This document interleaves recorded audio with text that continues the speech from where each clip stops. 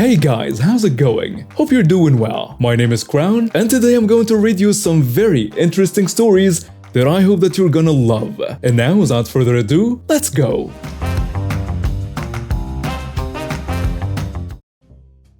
This happened several years ago, around 2017. I had left college the year before and already had a job in a small family-owned restaurant. I was looking for a second job so that my roommate and I could save up to get our own apartment. We were living with her family at the time, and Romy was also searching for a job. She was having a harder time of it due to multiple leg injuries as well as other health complications. But eventually we found a restaurant that was getting ready to open, and it was on the same street as my current job. I picked up 2 applications on my way into work one morning and turned in the filled applications the next day. On my day off, we went in for our interviews, and at the start, the manager said, "This is really just a formality. I am going to hire you both anyway." And we both thought that was a good sign.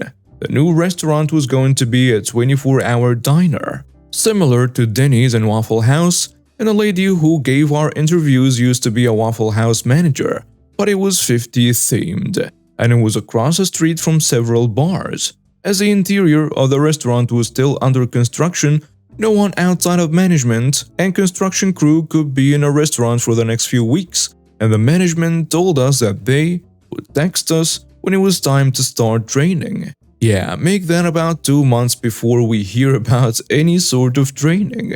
Already not a good sign. Once training started, it became clear that these people had no clue what the heck they all needed to do. You know how a restaurant is on kitchen nightmares before Gordon Ramsay comes in, does an overhaul? Yeah, pick one of the worst restaurants and you're getting close to the nonsense this place pulled. Can't take any breaks no matter how long your shift is. Can't be seen rehydrating in front of customers. And don't get me started on what we found in some of the food.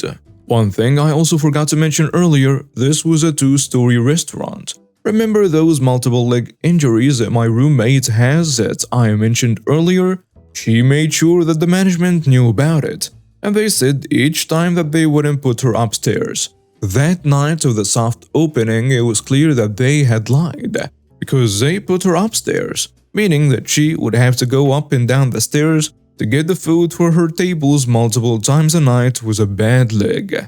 When she asked to switch sections with another girl, the managers told her to get over it. One of the other waitresses was the manager's niece, and major favoritism was given to her. This girl had no clue what the heck that she needed to do. She kept dropping everything, took forever to key orders in a computer system, and couldn't even mix a basic vanilla milkshake. On the soft opening night, the niece and my roommate were in similar sections, and my roommate would often help out the niece with figuring out the system. Slightly in the niece's defense, the system was a switch and would repeatedly crash multiple times a day. Well, guess who went to her auntie and said that my roommate had shoved her off of the computers and was stealing her customers. After the soft opening, the managers just seemed to be itching for a reason to fire me and my roommate, but they couldn't because neither of us had any write-ups, and any bullying accusations that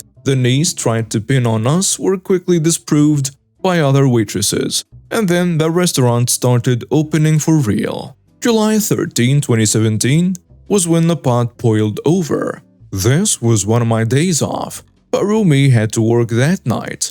My aunt and uncle from Minnesota were in town that night, and my parents called me and offered to all go to dinner that night at the diner to help support my roommate. Well, the kitchen screws up again, and it's so bad that my uncle asks to speak to the manager. He was very open to my family about what his complaint was. The kitchen had royally screwed up the Reuben sandwich that he had ordered. But the manager told Rumi that my uncle's complaint was about her service. I stayed behind since I was her ride, and fam left. She was in a section downstairs this time. About half an hour after fam leaves, I had a milkshake on hold and looked around the restaurant and realized that I didn't see Rumi. I had seen her a little bit ago, leaning against a wall and figuring her leg was bothering her, but I don't see her anymore. So I started looking for someone to ask them for that milkshake. Almost as soon as I realize this, I see her coming down the stairs. She doesn't look towards me, but instead goes behind the milkshake bar, and I hear her politely ask for one of the other waitresses to let her buy so that she can get her bag back. As soon as I heard that, my heart dropped. I knew exactly what had happened, why she had been upstairs. That's where the office was. I backed up when I saw her go into the restroom, and she came out in her street clothes. We had uniforms at this diner. I was ready to go, and one of the hosts came over to us, asking if we were okay. She brushes by him and exits the building, and I simply tell him to cancel the milkshake and follow Rumi out of the restaurant. He follows us, asking if everything's okay, and Rumi turns around and exclaims, "They fired me because I leaned against the wall for 45 seconds. Oh hell nah. I asked her to wait for me and go back into the building. Fortunately for me, one of the managers is already downstairs, and I called to her to get her attention. Thanks to theater, I know how to project my voice, and I make sure that the whole building can hear me when I tell her, because you fired my roommate over an injury that she made sure you were aware of, you can consider my employment terminated as well." Come to find out the whole story from Rumi later. Managers have been creating false write-ups for her and false complaints like my uncle's, and all sorts of other nonsense, like the fake bullying charges, to use as an excuse to get rid of her. And now comes the part that you've been waiting for: the revenge. See, Rumi's family knows some people who are pretty high up in the city/state, such as the city sheriff and one of the senators of our state. So one of her family members got her a meeting with said senator, and she told him everything that this diner had done. He gave her the contact information to Bo's labor board, as well as a little company called OSHA. Don't know if you heard of them. Well, she got in contact with them. I started a hashtag on Facebook, spreading the story and asking my friends to do the same. Whenever she and I were in town together and were having conversations with the locals, anytime that the conversation turned to good restaurants in the area, we made sure to warn them about the treatment that they gave to their staff and asked them to spread the story. It got to the point where Rumi even overheard other people, even lawyers, talking about it on the streets and in the coffee shop that she stayed in while waiting for me to get off of work. My boss at my primary job knew everything that was going on at this diner, having heard both me and Rumi express our concerns and frustrations. And once we were no longer working there, she and the rest of her staff joined us in cracking jokes and throwing major shade at this diner. I still remember fondly to this day her saying that the drunks are the only reason that place is staying open. Even some of my co-workers were lurking for dirt on this diner. And on November 13, 2017, literally 4 months to the day that they pulled that nonsense, the cook at my job asked me, "So, did you hear that the diner's closed now?" Wait, what? I had to pull out my phone and check. Sure enough, there it was in the local news. The diner was closing their doors effective immediately. The excuse that they gave was management change and that it was only temporary, but to this day, the space that the diner had occupied is still boarded up. Rumi and I went out for celebratory milkshakes that night. We didn't expect that the whole place would be closed down, but we do not regret making those calls or Facebook posts. When I was young, I worked at the amusement park in my city. It wasn't a big one, but it wasn't small either. Most of our rides were aimed towards elementary school-aged children, though we had a few for the older kids as well. Anyways, I was a rides operator, and that day, I was assigned to a ride designed for older kids. We had to measure the kids and they couldn't go on if they were under the height requirements no matter what, even if they had a parent with them, because it was a ride that only had a bar that went across your stomach. So someone too small could easily fall off. The entitled mother and her entitled brat are in line, and I can already tell the kid is going to be too short to ride without even having to measure him.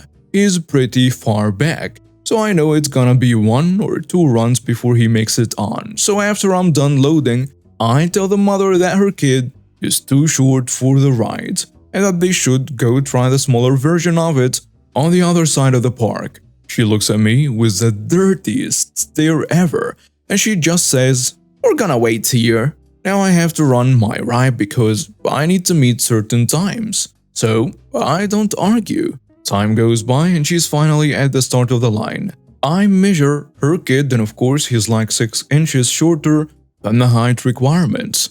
I tell her, "Ma'am, I'm sorry, but your child is too short to ride this ride. I would recommend going over to the smaller version near the entrance of the park though." "No, it's fine. I'm with him. I'll hold him." She tries to shove me out of the way, but I'm standing my ground. "I'm really sorry, ma'am, but we don't allow people under the height limit to ride this ride. The safeties we have on it just won't hold someone too small, and your kid could fall off." She then asks to speak to my manager. I get asked that quite a lot by entitled parents, so I give them a call and tell her to wait on a side while I load my ride. She gets very offended, saying that she shouldn't have to wait longer for her kid to ride this ride because I couldn't do my job. And at this point, I just kinda ignore her and move on. Ride runs, my team lead gets there and talks with her. He tells her that he's really sorry but that I'm right. Her child can't ride this ride. Now at this point, the entitled brat is throwing a tantrum and I mean, he's rolling on a concrete like a piece of bacon in a frying pan. I'm trying my hardest not to laugh at this point. Anyways, my lead apologizes, offers her a skip the line ticket for the ride he's allowed to go on at the entrance, and he leaves. The entitled mother is trying to calm down her brat, and she starts talking to him. He gets up, all smiling and happy, and stands next to the gates, watching me. Now, I'm not thinking too much of this at this point, so I start loading my ride again, which has a significantly less busy line. And I have a couple of empty seats on it. As I'm doing my security checks and getting ready to run it, the entitled mother taps me on a shoulder and thanks me for my help, which I found extremely odd. I turn around to tell her that it's really no problem, and she starts apologizing and telling me that she shouldn't have acted the way she did, and blah blah. I'm completely stunned, not really sure how to react, but I tell her it's no problem and to enjoy the rest of her day. I look back at my ride and realize that the brat isn't standing next to the fence anymore. I'm starting to get weird vibes. I look around for him and he's not anywhere to be seen. I look at the entitled mother again, who has her phone out with her camera pointing at the ride, and that's when I knew. I take my keys out of the ride and start walking towards it. It's kind of a swing type of thing, so I couldn't see the back from where I was standing, but I knew very well the brat had snuck on. Karen starts panicking, asking me what I'm doing and why I'm not running the ride. I completely ignore her and walk to the back of the ride, and lo and behold, the brat is sitting there. And when he sees me walking towards him, he looks extremely scared. He didn't have the bar properly locked at all. I would have flown right out as soon as I started the ride. Now I'm mad. And I mean mad. I mean, I could have gone to jail for manslaughter right here and there. I just look at him and very sternly tell him to get off my ride. He tells me he can't and he needs help, which is fair. I mean, I don't even know how he managed to get on in the first place. But I grab him and put him down and he starts sprinting towards his mom, crying. As he's running, he trips and falls down on his face. When he gets up, his nose is all bloody and his knees are skinned, which is when I knew I was completely and utterly screwed. The mother starts screaming like a banshee at the sight. As I'm running towards the kid to make sure he's not dead and to help him up, she runs towards me, slaps me hard across the face, and starts yelling for security. I'm absolutely and completely stunned at this point. Some security guards must have heard her screaming at the top of her lungs because they come running, and the exchange goes something like this. The security guard asks, "What's going on here?" "This girl assaulted my son. She threw him off the ride onto the pavement." "Excuse me?" Did she really want them to believe that I just yeeted her child 10 feet away from where he was sitting? The brat says, "It's true. She punched me too." Security guard asks her, "Do you want us to call the police?" "Yes, you need to arrest her. She's mentally unstable." I'm just dumbfounded at this point. My lead gets to the ride and asks what is going on, and I tell him everything that happened in between stops. There is one thing the entitled mother forgot to take into account though. There were like 15 people on a ride who saw everything. So they tell the police and the security guard, and my lead and everyone else what happened. And Karen quickly realized her error, as she just started running with her kid in tow as soon as she saw people asking the other guests questions. They caught her pretty quickly and I pressed assault charges against her. Needless to say, I handed them my resignation that same day. This story took place a few years ago when I was going to a private high school. I think since our education system is different, it wasn't a rich private school, the fees weren't too high, the teachers really did a great job and helped me through my first degree. So I decided to go a step further in education and add some years to it to obtain a higher education level. Since I'm half German, half American, needing to learn English anyway to communicate with my father, not to say I spoke it anywhere fluently, I usually succeeded comfortably in English at school. You know the type of teacher, surely you've encountered them too, who hates it when a kid sits in their class who already has a lot of knowledge over the subject they are teaching. I've seen it in history class, IT class, biology, but that teacher just started hating the kid's guts. Well, I guess I was that kid this time. Now, I was in my 20s and I was not having it. So let's call her Karen. I started my new year with new teachers in a school and Karen introduced herself as our teacher English. She told us she just freshly became a new teacher and is excited to work with us for the next 2 years. And you could tell she was a green one. She seemed really nervous in front of us, always rocking herself back and forth and moving a lot, playing with small objects. I noticed her accent was heavily German and that she often switched between both languages mid-sentence, but I thought maybe she has anxiety or just needs time to settle in. But weeks passed and the work she gave us was to be nice. Grade 7 level, mind you, this was grade 12. At this point, I started helping the teacher out with translating single words back and forth or ending her sentences in English, sometimes when asked, sometimes when not. I didn't care much about it and only acted when it was absolutely wrong. I would also help her in her class and start explaining and answering questions to my colleagues when she went to help others. At this point, I asked myself how she even got her degree in the first place. My grades were solid A's, no worries, until my grade for communication in class came back, and it was a D. Since my English seemed to be as good as hers, since I had to help her out so often, and I was active in class, I confronted her after class about the grade then, and demanded an explanation for it. She just tells me that I don't say enough in class from her viewpoint, and that I shouldn't act like I already know everything, and to not be too sure about my abilities, and that I was being lazy. I knew immediately she had it in for me. What she missed was the wrong one. She forgot I've been in this school longer than her, and I was taught by the most respected British lady in this house before her. She gave me 13 grade stuff and let me listen to music cause she knew my experience. Honestly, I loved that lady. So I went roaming around the school and I accidentally walked into her with a sad face. Immediately she asked me what was going on, so I told her about Karen, how she acts so nervous about my grade that I didn't want to be too rude or make any assumptions, so she should sit in class herself. So she did. By surprise, she casually slid in halfway through class the following day, and she watched. Karen was sweating like crazy since what she taught us this lesson was also 7th to 9th grade level stuff when we were supposed to be preparing for our final English exam grade 13.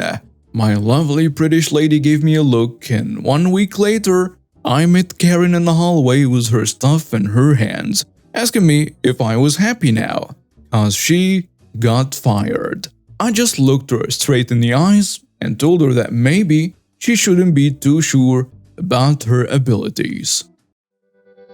And now we have reached the end of today's stories. Thank you for watching and see you next time.